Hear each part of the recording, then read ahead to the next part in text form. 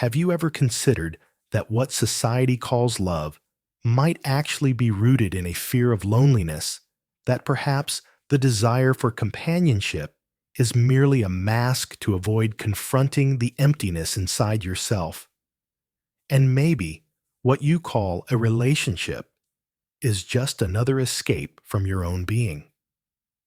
Few things are as true as the discomfort solitude brings. Comment 1. If you've ever felt that love might be more about avoiding loneliness than true connection. Comment 2. If you believe love can exist without losing yourself in another. Carl Jung once invited us to imagine ourselves on our deathbed, the room dim sounds fading as awareness drifts away from the body. In that final stillness, a question emerges.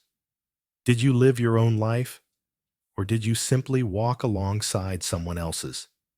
Eventually, most of us are drawn into the familiar life script. Meet someone, fall in love. Build a life and grow old together. It sounds appealing, comforting even. Yet rarely does anyone mention the sacrifices it entails, the aspects of ourselves that fade away for the sake of harmony, the dreams quietly shelved, the silenced desires, and the gradual bending of the soul until it no longer remembers how to stand upright. Jung recognized that some journeys require silent solitude and sacrifice, not of one's own being, but of another's presence. True individuation makes no compromises. Authentic truth cannot be shared with someone still afraid to face their own shadow. Society, with its rehearsed smiles and picture-perfect weddings, shows little tolerance for those who choose solitude. You are selfish. You will end up alone. Nobody is happy without a partner. Such statements arrive like reversed prayers, born more from fear than from genuine insight. But what if these assumptions are false? What if true fulfillment lies not in finding the right partner, but in becoming the kind of person no one could possibly replace? This is not a rejection of love. It is an affirmation of choosing oneself, even if it requires crossing deserts that few have the courage to enter. We will explore Jung's insights, bringing light to the shadowed corners of the mind and exposing what many are too afraid to envision. Choosing to remain single can be one of the most radical expressions of freedom, and perhaps the only true safeguard against betraying oneself. From childhood, you were told to find someone who would understand you, complete you, and fill the nameless void you felt before falling asleep each night. From an early age, culture embedded the belief that happiness is only possible when you are with another person, and that being alone signals something is fundamentally wrong with you. The message may be subtle, but it is constant. Single individuals are perceived as incomplete, suspect, even damaged, as though solitude were a defect or a personal failing. But what if the opposite were true?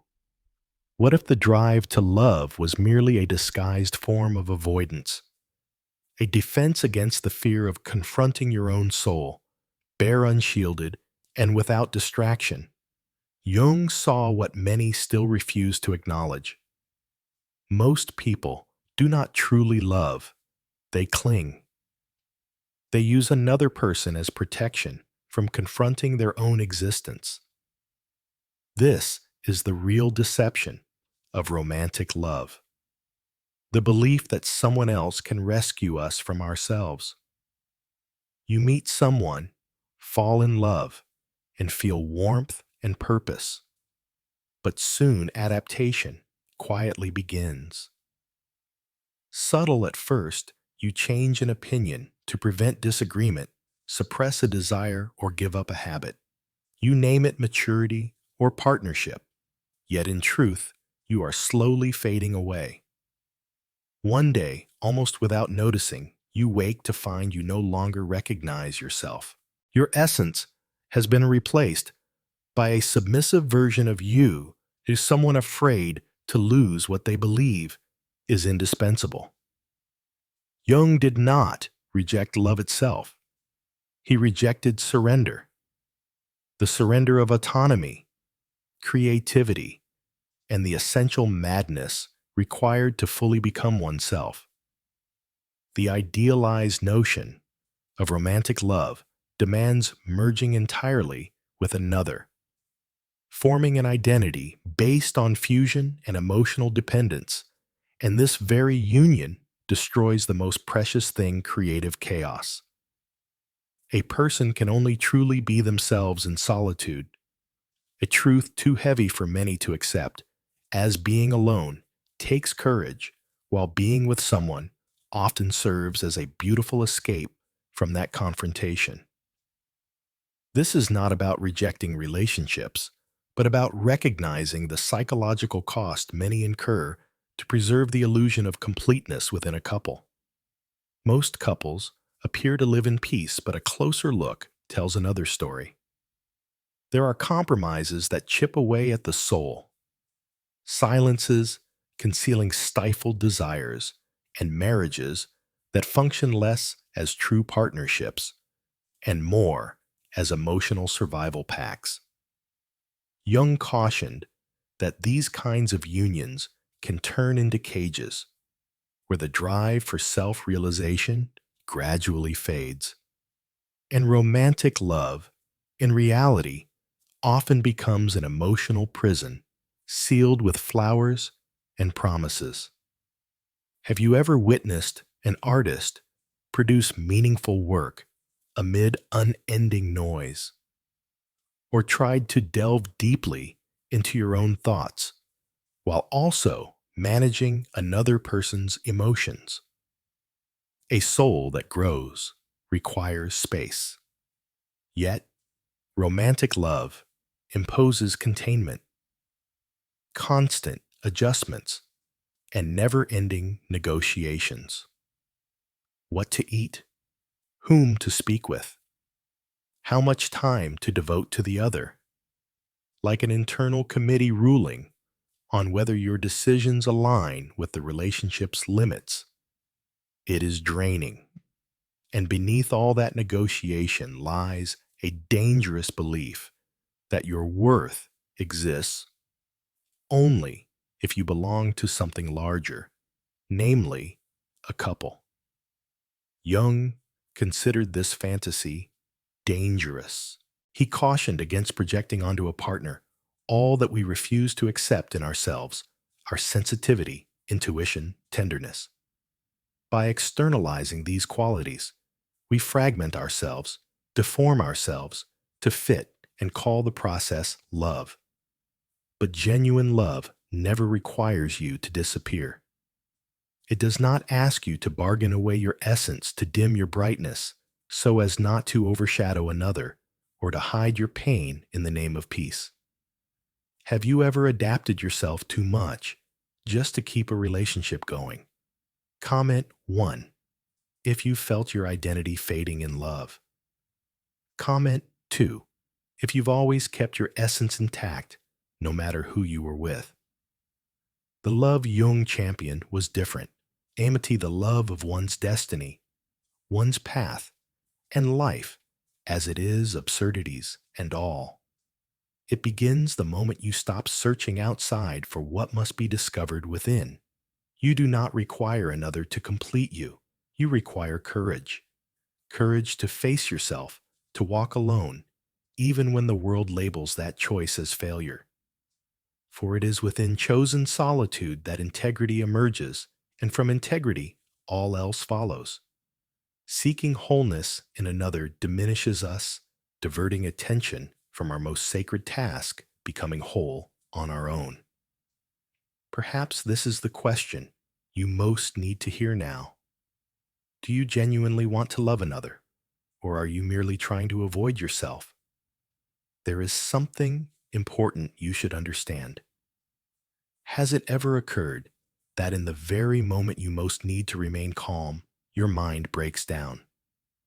This loss of control is not purely emotional, it is mental. It stems from the fact that most of us were conditioned to feel before we think, to react before we observe. The issue is structural.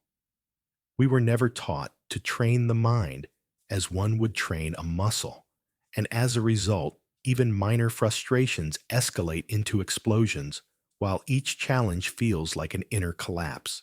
But there exists another approach, one built on neuroscience, applied philosophy, and quiet mental techniques that rewires your responses and restores your control. Freedom has always come with a cost, and very few are willing to pay it. The idea of freedom sounds noble and uplifting, but when it arrives, cold, silent, and offering no guarantees, most retreat to the comfort of the familiar. Carl Jung grasped this truth as few others did. He understood that genuine freedom requires giving up the very things the world prizes most, belonging, acceptance, and emotional security. Solitude is not a fashionable trend or aesthetic choice. It is a mental battlefield where the fragile crumble. A truly free person must confront themselves in the mirror without masks, distractions, or excuses, and almost no one is prepared for that. Most people choose to live inside emotional bubbles surrounded by validation diversions and obligations that appear meaningful but exist only to drown the inner void in noise. For Jung, solitude was never a penalty, but a prerequisite, the essential ground for rising above mediocrity, for ceasing to be a domesticated, reactive, conformist person, and instead becoming the creator of one's own values. This person is what Jung referred to as the individuated self, the one who has moved beyond the mindset of the herd. But one does not reach this state while surrounded by constant comfort and praise. The freedom Jung described requires leaving the herd, and that departure is both a break and a grieving process. You lose friends, lovers, and the safety of predictability, but in return, you gain yourself. Jung embraced this choice, fully living out its consequences. His solitude was not accidental, but intentional. He immersed himself in his inner world, writing, walking, and pushing his own thoughts to the very edge of sanity. His writings reveal a man who was familiar with pain, yet chose to press on, understanding that the pain of isolation was better than the mediocrity of conforming. Jung viewed society as a theater of masks. Marriages, traditions, and convenient friendships, functioning as distractions to avoid confronting the absurd and frightening depths of existence. Jung desired more. He aimed to uncover what centuries of illusion had buried. To achieve that, he required silence. Solitude provides that essential silence. Without it, you merely echo what you've heard and react according to others' expectations, living as a reflection rather than as your authentic self. There is an often overlooked truth. Solitude is not the same as suffering. Real solitude is unlike the bitter feeling of abandonment. It is not about rejection, but about choice. It is a sacred space where thought ripens, consciousness restructures, and inner chaos gains shape, purpose, and passion. Jung often reminded us that enlightenment does not come from imagining figures of light, but from bringing darkness into awareness. A darkness that will never emerge during romantic dinners or shopping weekends. This darkness appears only when you are utterly alone, without diversions, promises, or another person to shield you from your own emotions. It is in this space that genuine philosophical thought is born, and also where many give up, because solitude requires an emotional resilience that the modern world fails to cultivate. We live in a culture that prizes perpetual connection, oversharing, and public displays of intimacy. Never before have we been so surrounded, yet never have we felt so empty. Silence is frightening because it compels you to hear what you've spent years avoiding. Jung did not think this path was for everyone. He regarded philosophers, creators, and solitary artists as rare exceptions, deviations, even mutations. Most people do not truly want freedom. They crave direction, someone to tell them what to do, how to feel, whom to love, and how to live. Real freedom is intolerable for the unprepared. This is why, when you start to pull away, others judge you, saying you've changed, that you're strange, or that you need someone. They fail to grasp that you are not searching for a person, you are searching for depth, truth, silence, and the sound of your own thoughts until they speak something worth pursuing. Freedom requires giving things up, the emotional comfort of someone waiting for you, the security of a shared life plan, the ease of automatic affection.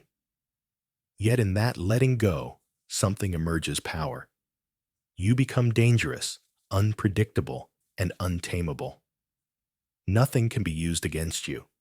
You do not depend, you do not yield, and you have no need to belong. Jung, too, was labeled mad, misunderstood by many, and rejected by some.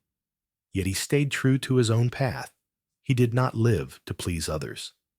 He lived to unveil hidden truths, unsettling those content with inherited falsehoods. Such an existence cannot be confined to conventional frameworks or relationships bound by emotional obligations.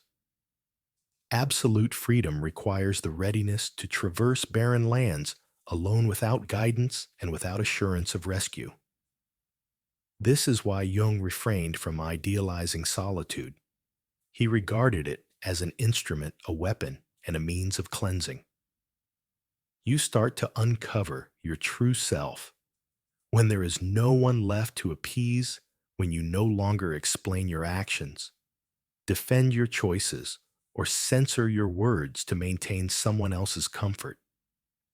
In that untamed realm, you face a harsh reality. Freedom strips you of all that once offered comfort. Yet that is the cost of becoming whole instead of a diluted version of yourself. Marriage is portrayed as the ultimate achievement of adult life, a happy conclusion, the final prize, a symbol of completeness. Yet behind the smiling photographs and poetic captions lies another reality, one that is heavier, rawer, and seldom voiced. For many, marriage signifies not celebration, but confinement. It marks the end of exploration, the narrowing of options, and the halting of growth. Jung perceived this with clarity. Conventional marriage thrives on predictability sustained by repetition, habit, routine, and comfort.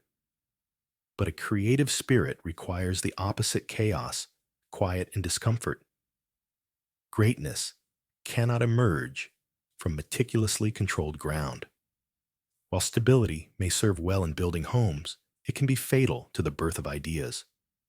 Picture a man driven by a mission, a vision, an inner summons that grants him no peace. Such a man requires uninterrupted time, focus, and energy. Now place that same man in marriage, tethered to daily responsibilities, emotional duties, and endless debates over minor matters. The unseen cost is immense. Every decision requires approval, every movement explanation, every change negotiation.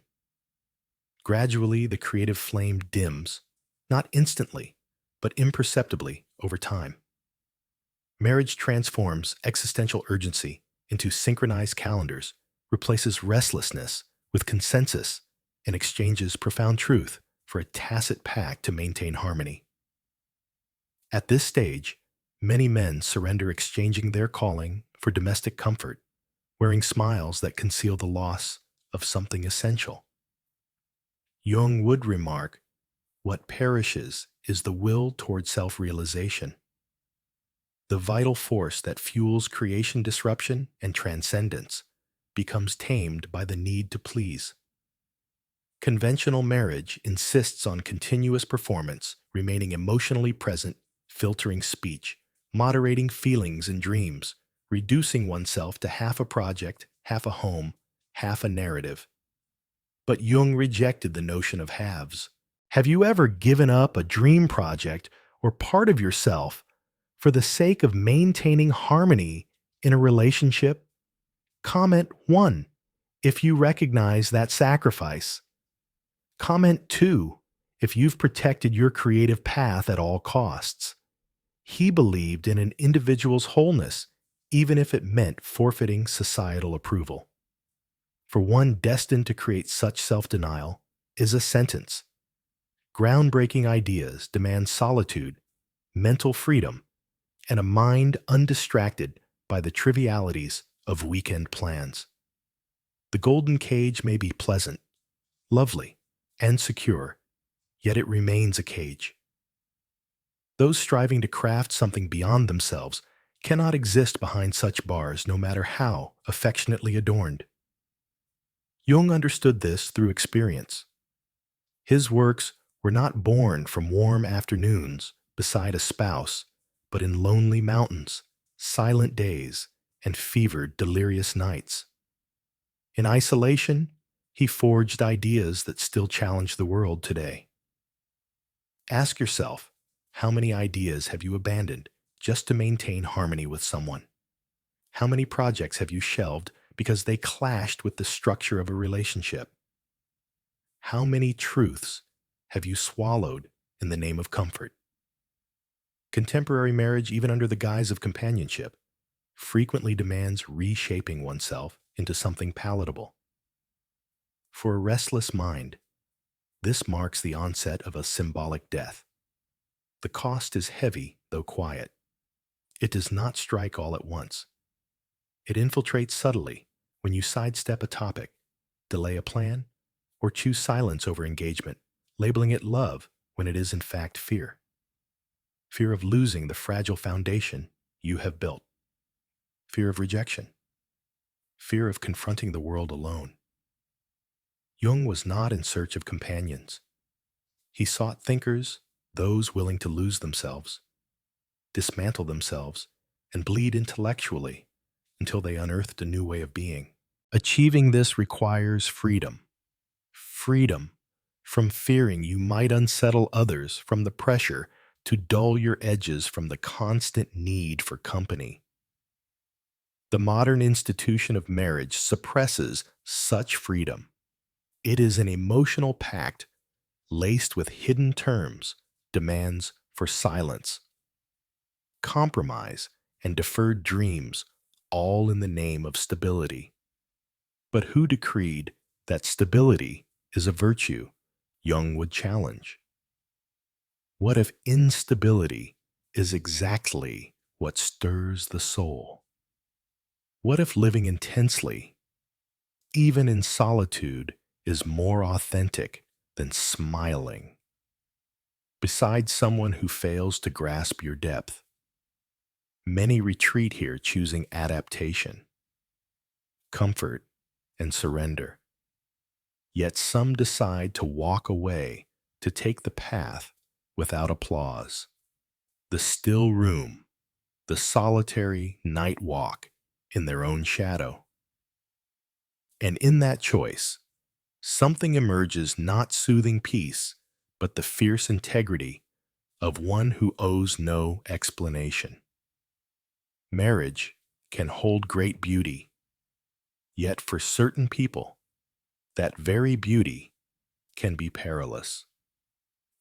When the pursuit of greatness is at risk, the allure of the cage can never outweigh the value of freedom.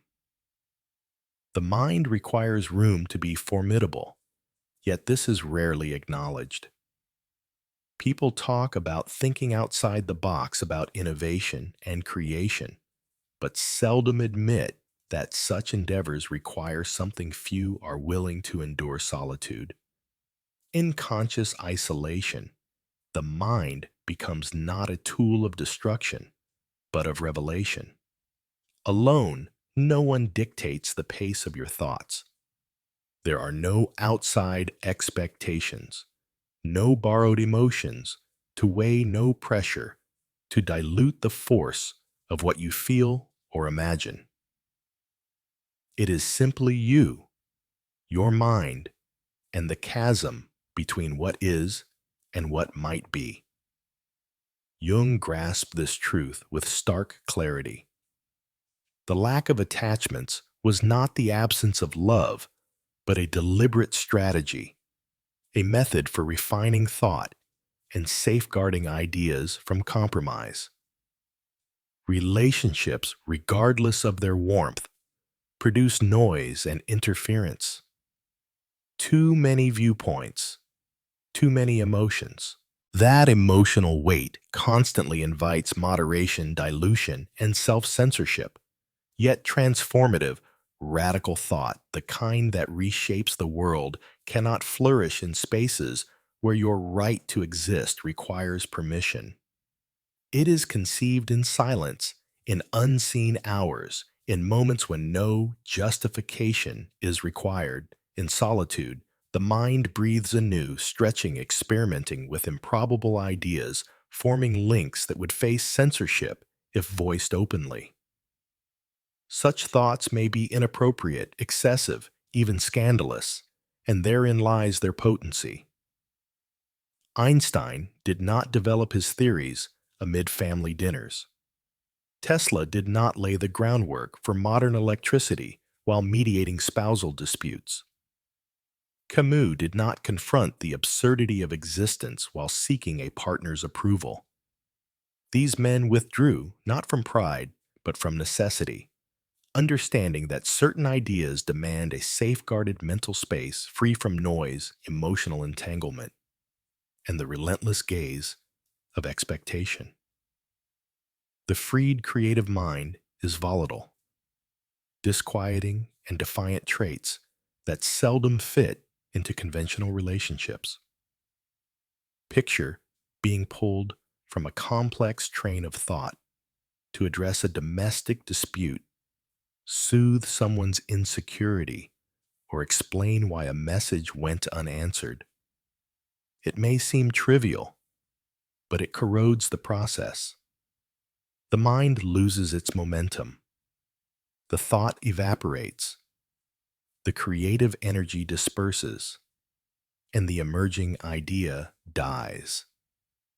Few recognize how often this cycle repeats in marriages, romances, and even well-meant partnerships. Jung would label it a slow poison, the steady erosion of will. The tragedy lies in its normalcy. Most accept intellectual mediocrity as the cost of love part of the bargain. But the solitary creator rejects this. He opts for another path to awaken when he chooses to think until his mind blazes to write without the tyranny of time, to dismantle yesterday's work and rebuild it without ever needing to justify his madness. In such a context, the lack of ties becomes fertile ground, a boundless space, a fire that persists because no one demands it be tamed. Naturally, this comes at a price. There will be no one awaiting you in the living room, no shared dinners or leisurely Sunday gatherings. Others may regard you as odd, eccentric, or cold. Yet, in exchange, you acquire something priceless, the liberty to think as far as your soul can reach. Jung regarded this not as sacrifice, but as a calling to contemplate the unthinkable, endure the unbearable venture to the edge of human experience, and return bearing something new. Such a task demands a liberated mind, and a liberated mind requires a life unshackled from the craving for external approval. This is not about despising love. It is about recognizing that certain attachments, however lovely they appear, can stifle the flame you must protect above all else. You have already experienced it. You've had an idea delayed because someone needed you in that instant. You've paused deep writing to address an unfinished conversation, soothe a tension, or handle an emotion. No one compelled you, yet you went, and in doing so, you lost something. You lost a fragment of yourself. The solitary creator guards this loss as a monk guards his sanctuary, knowing that greatness is delicate. It neither shouts nor demands. It arrives unexpectedly, and if you are unprepared, it vanishes. The free mind is untamed. It must roam alone, requiring vast spaces, nights without sleep, and unhurried mornings. It cannot conform to joint schedules or dwellings built for two. It seeks to overflow, to ignite, to dismantle, and rebuild. Above all, it craves silence because only silence shapes chaos into form, and only solitude transforms thought into truth. There comes a point when you must decide whose life you are truly living, not in words, but in action. Many profess freedom while living as servants to the expectations of others. They claim to choose for themselves, yet every move is shaped by fear of judgment, rejection, or solitude. Choosing yourself is not merely an act of bravery, it is an act of war, a silent vow that you will no longer bargain with your integrity. Jung understood that this decision carries a cost. The moment you place yourself at the center of your own life, everything built on convenience begins to unravel. People drift away. Plans disintegrate. Relationships end. But what remains is you uncovered, liberated, and whole. Most people do not seek that kind of freedom. They prefer its edited form. Freedom with instructions, with guaranteed affection, with a pleasant soundtrack. But true freedom is harsh, empty, and perilous. It does not arrive with applause, but with silence coupled with full accountability for every decision. Real sovereignty is not about governing others. It is about refusing to be governed by anyone, not by culture, not by scarcity, not by fear. You know you are on that road when you no longer seek approval for your decisions, when you live without asking permission, when you say no without guilt, when you choose solitude even if everyone insists you are wrong. That decision can be frightening and isolating, yet it liberates you because you discover a truth. Few mention the life you truly desire cannot be contained in the molds given to you.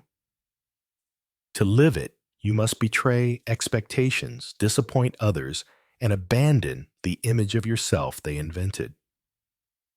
This is the point where many retreat back to tepid relationships, safe jobs, and harmless plans. They call it peace. But deep down, they know it is surrender. Jung might say, "Become who you are," but no one teaches you how. To truly be yourself means abandoning the safety of being who others approve of. It means centering yourself in your own life without fearing accusations of selfishness. Selfishness is not caring for yourself. It is expecting others to care for you. The one who chooses themselves stops outsourcing responsibility, ceases to blame others, for their misery does not wait for rescue and does not require understanding to keep moving forward. They are sufficient unto themselves, and this unsettles others because someone who is self-sufficient will not bend. They do not need to please, to belong, to agree, to maintain affection, or to dim their intensity to fit in. Such a person is dangerous because they are free. In a world sustained by emotional dependency, a truly free person is a threat.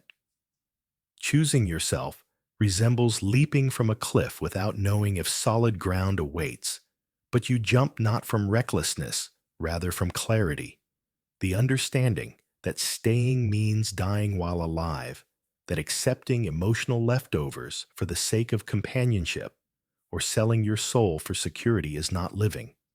It is survival masked as routine. Jung never urged happiness.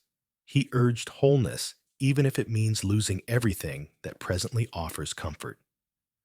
Only by relinquishing what once kept you safe do you uncover your authentic self. At such a depth, solitude is no longer emptiness.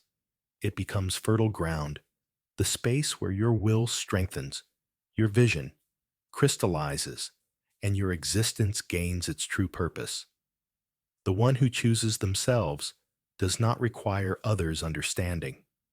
They need only remain loyal to one thing, their own truth, even at the cost of losing love or facing the world's opposition. For they know that the greatest act of love is never abandoning oneself. If you have reached this point, you understand what it means. It means you have sensed all along that the life promised to you with rings, vows, and emotional security is not your life. Perhaps you have tried it. Perhaps you still are. But something within stays restless, whispering that there is more. And there is. But that more is not found in another person. It is found in becoming someone who breathes without needing approval, who can stand alone without breaking, who shapes a life not for acceptance but for truth. Jung said that one who has a why can endure almost any how, yet that why is discovered only when the world is silenced. Finding it requires courage, detachment, and the surrender of comforts that have lulled your soul into sleep. The world has no interest in your freedom, only in your conformity. But there comes a moment when conformity equals death in slow motion. At that point, you face two choices: return to normalcy, pretending this truth never shook you, or take the risk of living as one who owes nothing to anyone, carrying within only the unwavering loyalty to never betray oneself. I had to endure a long stretch of solitude to truly understand this. It was not the functional single life of busy nights and dating apps.